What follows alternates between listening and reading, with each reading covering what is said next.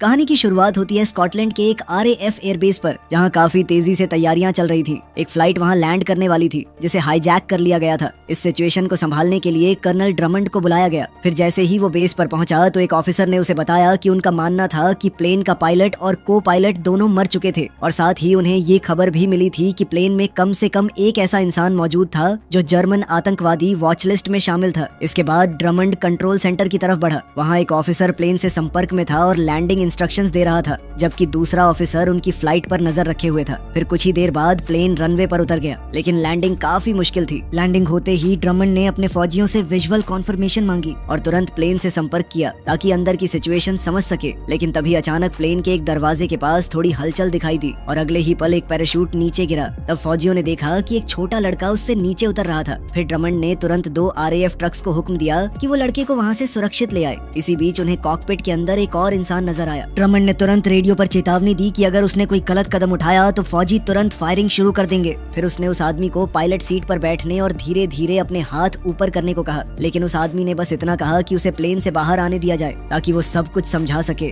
वो बार बार दावा कर रहा था कि वो आतंकवादी नहीं था। फिर कुछ देर बाद ड्रमंड ने अपनी ट्रांसलेटर को उस लड़के से बात करने भेजा। उस लड़के का नाम टॉम था और उस वक्त डॉक्टर्स उसका चेकअप कर रहे थे, लेकिन ट्रांसलेटर को उससे कुछ खास पता नहीं चला क्योंकि टॉम पूरी तरह शॉक में था। फिर हम एक दिन पहले की कहानी देखते हैं। एक होटल कमरे में टॉम की माँ सोफी बाथरूम में फ्लाइट के लिए तैयार हो रही थी। थोड़ी देर बाद उसने न्यूयॉर्क में मौजूद अपने डॉक्टर से फोन पर बात की, जहां वो टॉम के साथ अपनी खुफिया बीमारी का इलाज करवाने जाने वाली थी। उधर टॉम ने उन्हें बताया कि उसने उनका सामान चेक कर लिया था। फिर रात के वक्त दोनों एयरपोर्ट पहुंचे। सोफी अपने बेटे से मिली और उसके बाद दोनों सिक्योरिटी चेक पार करके वेटिंग एरिया की तरफ बढ़ गए। लेकिन फ्लाइट से पहले सोफी वॉशरूम चली गई। वहाँ सोफी ने अपना दवाई का बैग खोला और एक सिरिंज में दवा भरने लगी। उसके बाद उसने बॉटल से कुछ पिया और तुरंत उस ड्रिंक का असर उसके शरीर पर दिखने लगा। फिर उसने वो सिरिंज अपने अंदर इंजेक्ट कर ली। उधर वेटिंग रूम में फरीद फोन पर बात कर रहा था। तभी टॉम उससे बात करने लगा। दोनों के बीच काफी अच्छी बातचीत हुई और फिर फरीद ने उससे पूछा कि उसकी माँ कहाँ थी। खैर कुछ देर बाद सोफी भी वहाँ आ गई और फिर दोनों प्लेन के अंदर जाकर अपनी सीट्स पर बैठ गए। इसी बीच मेन एयर होस्टेस कॉकपिट में गई और उसने पायलट और को पायलट बास्टियन से पूछा कि क्या उन्हें कॉफी चाहिए। उसके बाद वो कॉफी लेने के लिए एयर होस्टेस स्टेशन की तरफ बढ़ गई। फिर उसने 8 बॉल को फर्स्ट क्लास में बैठे एक बदतमीज पैसेंजर को हैंडल करने को कहा। खैर कुछ ही देर में प्लेन ने जर्मनी से टेक ऑफ किया और सीधे US की तरफ निकल पड़ा।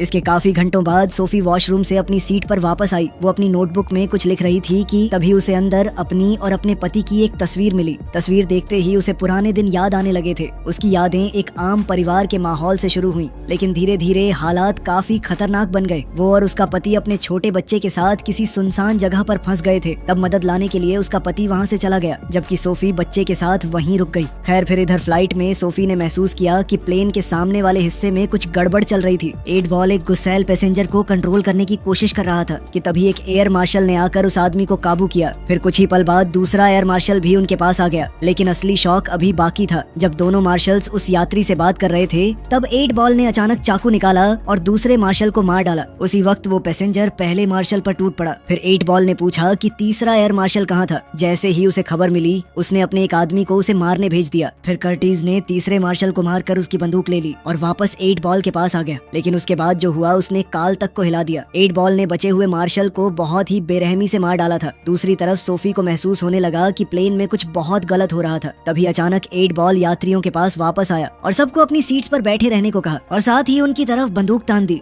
अगले ही पल उसके बाकी साथी भी सामने आ गए और सब यात्रियों को जबरदस्ती प्लेन के पिछले हिस्से की तरफ भेजने लगे। वहीं दूसरी ओर बर्ग कॉकपिट के पास गया और उसने दरवाजा खटखटाया। जैसे ही बास्टियन ने दरवाजा खोला तो बर्ग ने उसे बताया कि मैंने पहले ही पायलट को मार दिया है। इसके बाद हाईजैकर्स ने हैच खोला और पायलट की लाश को सीधे प्लेन के नीचे वाले लेवल में फेंक दिया। उसके बाद बर्ग ने यात्रियों के लिए ऐलान किया। उसने सबको बताया कि अब प्लेन उनके कब्जे में था और सब यात्रियों को हुक्म दिया कि वो अपने हाथ सामने वाली सीट पर रखें। उधर दाढ़ी वाला आदमी यूरी ब्लैक बॉक्स के पास गया और उसे रीप्रोग्राम करने लगा। काम खत्म होते ही उसने कॉकपिट में जाकर बर्ग को इसके बारे में बताया। फिर को पायलट ने ट्रेन का रूट मोड़ दिया। वहीं दूसरी तरफ टॉम अपनी माँ के लिए डर रहा था, मगर सोफी ने उसे शांत रहने को कहा। लेकिन फिर भी टॉम ने प्लेन का प्लान देखकर उसे एक ऐसी जगह बताई जहाँ वो धूप धूप से बच सकती थी। इसी बीच कर्टिस फैरिड को सीट से उठाकर प्लेन के आगे की तरफ ले गया, जबकि कार्ल 8 बॉल को शांत करने की कोशिश कर रहा था, मगर तभी टॉम चुपके से अपनी सीट से निकल गया। अब सोफी भी तुरंत उसके पीछे भागने लगी, लेकिन 8 बॉल भी उनके पीछे आ गया और फिर उसने टॉम के सामने ही सोफी को गोली मार दी। ये देखकर बेचारा टॉम पूरी तरह टूट गया था। फिर 8 बॉल ने उस लड़के को पकड़ लिया, लेकिन कार्ल ने बीच में आकर टॉम को वापस उसकी सीट पर बैठा दिया और उसे वहीं चुपचाप बैठे रहने को कहा। फिर थोड़ी देर बाद बर्ग और कर्टिस कॉरिडोर में मिले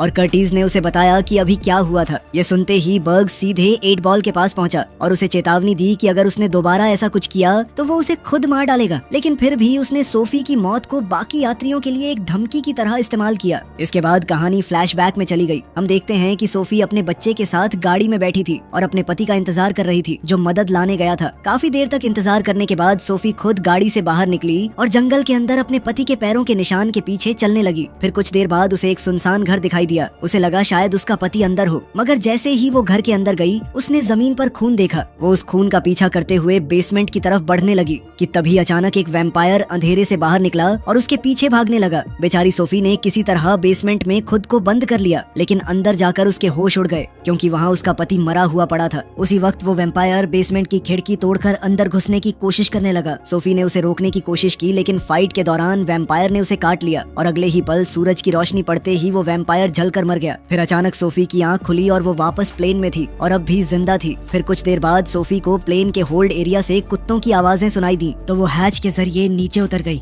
उधर बर्ग फरीद और 2 आदमियों को जबरदस्ती एक आतंकी मैसेज पढ़ने पर मजबूर कर रहा था। इधर होल्ड में कर्टिस और यूरी बॉम्ब बनाने के लिए सामान ढूंढने नीचे आए थे कि तभी सोफी एक गाड़ी के नीचे छुप गई। जल्द ही यूरी बॉम्ब सेट करने लगा। उसी वक्त सोफी एक कुत्ते तक जा पहुंची और उसका खून पीने लगी। वो कुत्ता इतनी जोर जोर से आवाजें करने लगा कि यूरी परेशान हो गया और वापस होल्ड एरिया में आ पहुंचा। लेकिन जैसे ही उसे गाड़ी के पीछे छुपी सोफी दिखी तो सोफी तुरंत उस पर टूट पड़ी और उसे मार डाला। उसी वक्त फरीद भी पैसेंजर्स के बीच आ गया और सीधा टॉम के बगल में जाकर बैठ गया। दूसरी तरफ सोफी का शरीर तेजी से वैम्पायर फॉर्म में बदलने लगा था। उसे महसूस हुआ कि उसके दांत बाहर निकल रहे थे। वो तुरंत अपनी दवाई ढूंढने लगी और इंजेक्शन तैयार करने लगी, लेकिन तभी उसने बर्ग को यूरी से बात करते सुना। बर्ग कह रहा था कि जंप में सिर्फ 10 मिनट बचे थे। ये सुनते ही सोफी वापस यूरी की लाश के पास गई और उसका खून पीने लगी। इससे उसका शरीर और भी तेजी से बदलने लगा। फिर वो धीरे धीरे प्लेन के मेन सेक्शन की तरफ लौट आई। उधर हाईजैकर्स ने यात्रियों से झूठ बोला कि अगर किसी ने अपनी सीट छोड़ी तो वो जहरीली गैस रिलीज कर देंगे। उसके बाद सब होल्ड एरिया में गए जहां उन्हें यूरी की लाश मिली। उसके पास एक कुत्ता खड़ा था जिसे सोफी ने जानबूझकर छोड़ दिया था ताकि ऐसा लगे कि यूरी को उस कुत्ते ने मारा था। इसी बीच सोफी प्लेन के पिछले हिस्से में टॉम को लेने के लिए पहुंच गई थी। उसे देखते ही यात्री घबरा गए और उन्हें लगा कि अब गैस रिलीज हो जाएगी। खैर सोफी टॉम को लेकर कॉकपिट की तरफ बढ़ गई, लेकिन वहां पहुंचकर उन्हें पता चला कि पायलट्स पहले ही प्लेन छोड़कर जा चुके थे। फिर सोफी वापस यात्रियों के पास आई। उसने पूछा कि किसी को प्लेन उड़ाना आता है क्या? इस पर एक आदमी ने कहा कि मैं ट्राई कर सकता हूँ। फिर वो सोफी के साथ कॉकपिट में चला गया। अब जैसे ही दोनों अंदर गए तो सोफी ने फरीड के पहुंचने से पहले कॉकपिट का दरवाजा लॉक कर दिया। उधर हाईजैकर्स स्कूबा गियर पहनकर प्लेन से कूदने की तैयारी कर रहे थे। साथ ही बर्ग उस आदमी के संपर्क में था जो समुद्र में उन्हें पिकअप करने वाला था। वहीं कॉकपिट के अंदर सोफी का शरीर और भी खतरनाक तरीके से बदल रहा था, जिसे देखकर टॉम भी डरने लगा। तभी उस आदमी को समझ आया कि प्लेन ऑटो पायलट पर चल रहा था। इसके बाद सोफी ने सिक्योरिटी मॉनिटर में हाईजैकर्स को देखा और उस आदमी से कहा कि हाईजैकर्स के कूदने तक इंतजार करे और उसके बाद ही ऑटो पायलट बंद करे। लेकिन 8 बॉल को अब समझ आ गया था कि सोफी अभी जिंदा थी। वो उसे ढूंढने के लिए बर्ग के साथ वापस प्लेन में घुस आया। तभी एक यात्री ने उन्हें बता दिया कि सोफी कॉकपिट में थी। ये सुनते ही दोनों कॉकपिट के बाहर पहुंच गए और दरवाजा खोलने को कहने लगे। लेकिन सोफी ने कॉकपिट वाले आदमी से कहा कि प्लेन को फिर से यूएस की तरफ मोड़ दे, मगर वो आदमी बोला कि यूरोप ज्यादा पास था। लेकिन सोफी को देखकर वो इतना डर गया था कि उसने बिना बहस किए उसकी बात मान ली। फिर जैसे ही हाईजैकर्स ने प्लेन के रूट को बदलते हुए देखा तो उन्होंने एक पैसेंजर को मारने की धमकी दे दी। फिर बर्ग ने बिना सोचे उस यात्री को गोली मार दी। इसके बाद उसने सोफी से कहा कि जब तक वो कॉकपिट का दरवाजा नहीं खोलेगी तब तक वो एक एक करके सबको मारता रहेगा। उसके बाद उसने 8 बॉल को हुक्म दिया कि वो अगला शिकार लेकर आए। वो दरिंदा जब भीड़ में गया तो एक छोटी लड़की को पकड़कर बर्ग के सामने ले आया। बर्ग ने अब उस लड़की को सामने खड़ा कर दिया ताकि सोफी उसे देख पाए, लेकिन वो लड़की को कोई नुकसान पहुंचाता उससे पहले ही सोफी तुरंत कॉकपिट से बाहर निकली। अगले ही पल वो बर्ग पर टूट पड़ी और उसके गले में दांत घुसा दिए। ये देखकर बस्टियन और बाकी पैसेंजर्स की रूह कांप गई और वहीं कॉकपिट में मौजूद आदमी ने तुरंत दरवाजा बंद करके लॉक कर दिया।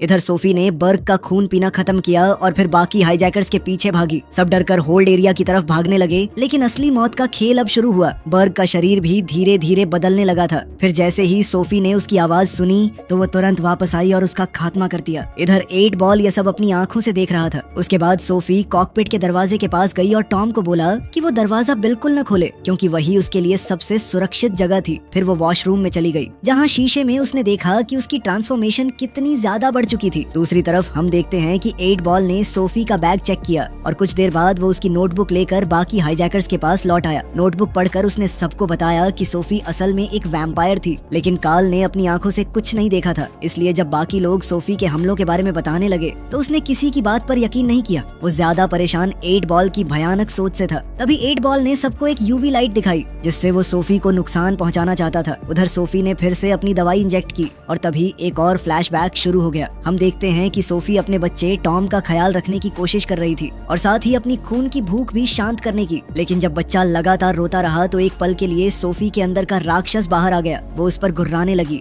लेकिन अगले ही पल वो खुद को रोकने के लिए बाथरूम में भागी और अपने दांत तोड़ डाले ताकि वो टॉम को कभी नुकसान न पहुंचाए। इसके कुछ वक्त बाद सोफी वापस उसी घर में गई जहां वो वैम्पायर बनी थी। वहां उस वैम्पायर का बाप सामने आया जिसने सोफी को काटा था। उस आदमी ने बताया कि उसका बेटा कभी खुद को काबू नहीं कर पाया था, और सच तो ये था कि वो खुद भी नहीं कर पाता था, चाहे वो नॉर्मल दिखने का कितना भी नाटक करे। ये कहकर उसने सोफी को गोली मार दी, क्योंकि उसका मानना था कि उन जैसे लोग सिर्फ बदनसीबी और दर्द लेकर आते थे। वहीं प्लेन में 8 बॉल लकड़ी को छील कर एक भाला बना रहा था, जबकि बाकी हाईजैकर्स इस बात पर बहस कर रहे थे कि अब आगे क्या करना है। तब कार्ल ने बैस्टियन को समझाया कि हमारे पास बस एक ही तरीका है, किसी भी तरह कॉकपिट में घुसकर प्लेन को सही रूट पर लाना होगा। वहीं इसी बीच टॉम कॉकपिट से बाहर आ गया। अंदर मौजूद आदमी उसे रुकने के लिए चिल्लाता रहा, लेकिन टॉम ने किसी की नहीं सुनी। उसने किसी तरह वॉशरूम का दरवाजा खोलकर अपनी माँ को बाहर निकाला, और जैसे ही कॉकपिट वाले आदमी ने उन्हें देखा तो उसने तुरंत खुद को वापस कॉकपिट में बंद कर लिया। उसी वक्त सोफी भी धीरे धीरे उठने लगी और सीधा 8 बॉल की तरफ बढ़ी, मगर 8 बॉल पहले से तैयार खड़ा था। उसके हाथ में लकड़ी का स्टेक और यूवी लाइट थी। अगले ही पल उसने यूवी लाइट सोफी पर डाली, जिससे उसकी त्वचा जलने लगी और वो दर्द से बेहोश होकर गिर पड़ी। ये देखकर 8 बॉल ने बाकी हाईजैकर्स को हुक्म दिया कि वो प्लेन का कंट्रोल वापस लें, जबकि वो खुद पीछे रुक गया ताकि ये समझ सके कि सोफी असल में थी क्या। तभी उसे एक सिरिंज मिली। अब वो उसमें सोफी का खून भरने लगा। अब जैसे ही वो लकड़ी के स्टेक से सोफी को मारने वाला था, तभी टॉम वहाँ पर आ गया और 8 बॉल पर बंदूक तान दी। लेकिन वो दरिंदा बिल्कुल नहीं डरा। वो धीरे धीरे टॉम की तरफ बढ़ने लगा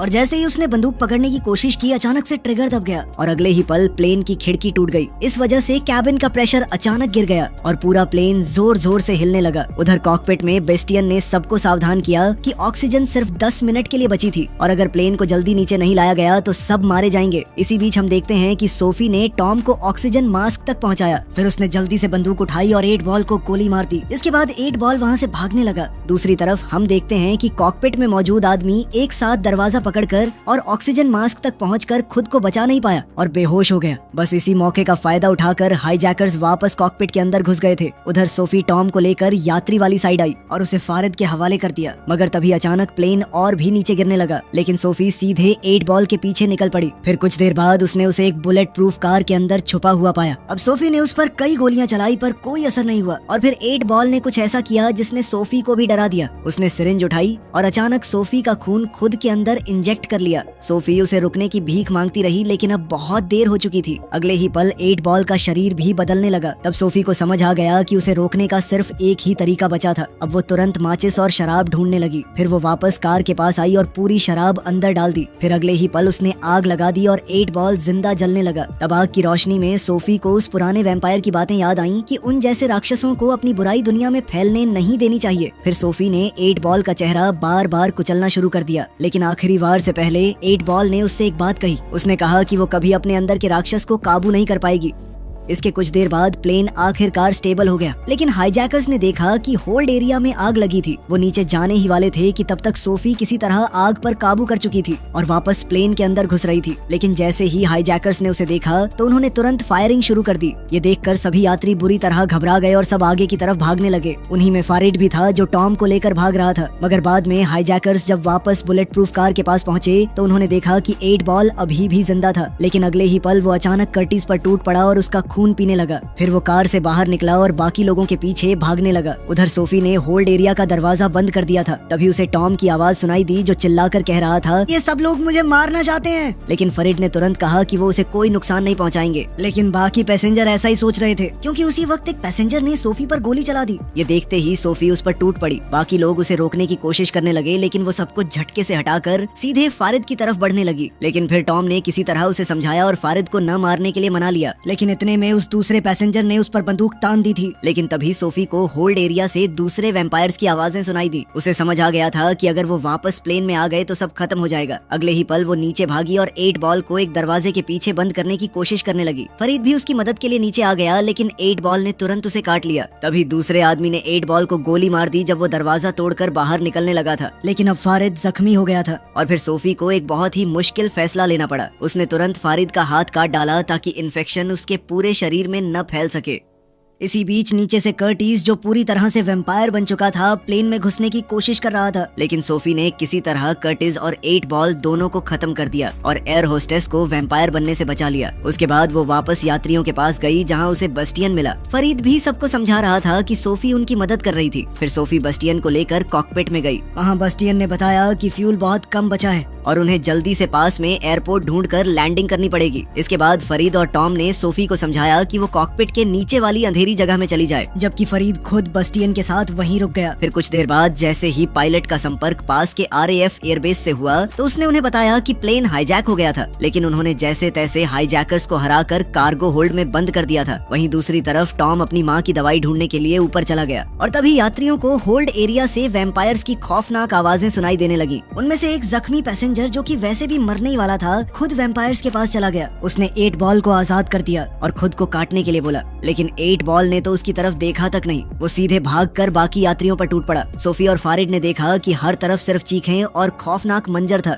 और बाकी यात्री जान बचाने के लिए कॉकपिट का दरवाजा तोड़ने की कोशिश कर रहे थे, मगर बस्टियन ने कॉकपिट का दरवाजा खोलने से सीधे मना कर दिया। तब सोफी को समझ आ गया था कि प्लेन को लैंड करवाना बहुत खतरनाक होगा, क्योंकि अगर वैम्पायर्स बाहर निकल गए तो सब बर्बाद हो जाएगा। लेकिन फरीद का मानना था कि उन्हें प्लेन लैंड करना चाहिए और उसके बाद उसे बॉम्ब से उड़ा देना चाहिए। बस इसी प्लान के साथ वो दोनों फ्यूल टैंक के पास गए ताकि बॉम्ब सेट कर सके। अब वहाँ उन्हें डेटोनेटर तो मिल गया, लेकिन टाइमर मिसिंग था। हालात समझते हुए सोफी खुद को कुर्बान करने को तैयार हो गई। उसने कहा कि जब सब प्लेन से बाहर निकल जाएंगे तब वो खुद ब्लास्ट करेगी। लेकिन टॉम अपनी माँ को मरने के लिए छोड़ने को तैयार नहीं था। अगले ही पल वो UV लाइट लेकर होल्ड एरिया की तरफ भाग गया ताकि हाईजैकर्स का टाइमर ढूंढ सके। नीचे पहुँचते ही वैम्पायर्स उसके पीछे पड़ गए, लेकिन टॉम किसी तरह सबसे बचता हुआ आगे बढ़ता रहा। आखिरकार उसे सही टाइमर मिल गया और वो लेकर कॉकपिट की तरफ लौटने लगा। लेकिन तभी वैम्पायर्स ने उस पर हमला कर दिया और उसके हाथ से UV लाइट गिर गई। इधर कॉकपिट से सोफी यह सब देख रही थी और अगले ही पल वो टॉम को बचाने के लिए भाग पड़ी। जाने से पहले उसने बास्टियन से पूछा कि प्लेन सही डायरेक्शन में जा रहा है ना।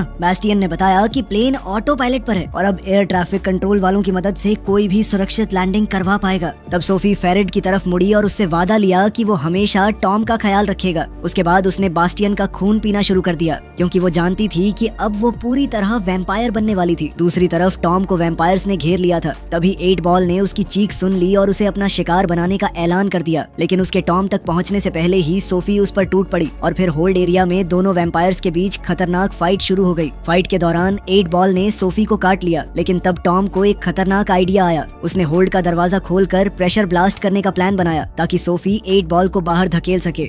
इसी बीच कॉकपिट में फरीद ने देखा कि टॉम नीचे अकेला फंस गया था और तभी 8 बॉल किसी तरह वापस प्लेन के अंदर आ गया और सीधे टॉम की तरफ बढ़ने लगा। इधर हालात देखते ही फरीद ने ऑटो पायलट बंद कर दिया और पूरे प्लेन को एक साइड टिल्ट कर दिया। अगले ही पल सूरज की रोशनी सीधे 8 बॉल पर पड़ी और वो जलकर मारा गया। उधर टॉम ने अपनी माँ को बचाने के लिए अपना ही खून उसे पिला दिया। कुछ पल बाद सोफी होश में आ गई, लेकिन अब वो मुश्किल से खुद को कंट्रोल कर पा रही थी। वो बार बार टॉम पर हमला करने वाली थी, इसलिए उसने खुद ही उसे दूर धकेल दिया और रेंगते हुए वापस होल्ड एरिया में चली गई। इसके बाद RAF बेस पर हम देखते हैं कि टॉम बार बार ट्रांसलेटर से कह रहा था कि फरीद को बचा लो, लेकिन वो रेसिस्ट ऑफिसर कहने लगी कि फरीद मेरे लिए बस एक आतंकवादी है और और कुछ नहीं, मगर टॉम बार बार उन्हें समझाने की कोशिश कर रहा था कि उसे वैम्पायर से बचाना बहुत जरूरी है, वरना सूरज ढलने के बाद सब खत्म हो जाएगा। लेकिन किसी ने उसकी बात पर ध्यान नहीं दिया। आखिरकार डॉक्टर्स ने उसे नशे की दवा देकर बेहोश कर दिया और ड्रमंड ने फिर से पूरी कमांड संभाल ली। उसने अपने फौजियों को रुकने का हुक्म दिया, जबकि प्लेन के अंदर वैम्पायर्स बची हुई लाशों पर टूट पड़े थे। दूसरी तरफ फौज लगातार फरीद से संपर्क करने की कोशिश कर रही थी। वो उसे खुद को फौज के हवाले करने को कह रहे थे, लेकिन कोई भी उसकी बात समझ नहीं पा रहा था। फरीद बार बार उन्हें सावधान करता रहा, लेकिन किसी ने उसकी मिन्नतें नहीं सुनी और फिर फौज ने उस पर फायरिंग कर दी। उसके बाद फौजी प्लेन के अंदर जा घुसे और फरीद को बाहर खींच लाए ताकि वो प्लेन ब्लास्ट न कर सके। लेकिन उन्हें बिल्कुल अंदाजा नहीं था कि अंदर उनका सामना किससे होने वाला था। उधर टॉम को हॉस्पिटल ले जाया जा रहा था, लेकिन रास्ते में ही उसने वो दवा उठाई जो उसके लिए रखी गई थी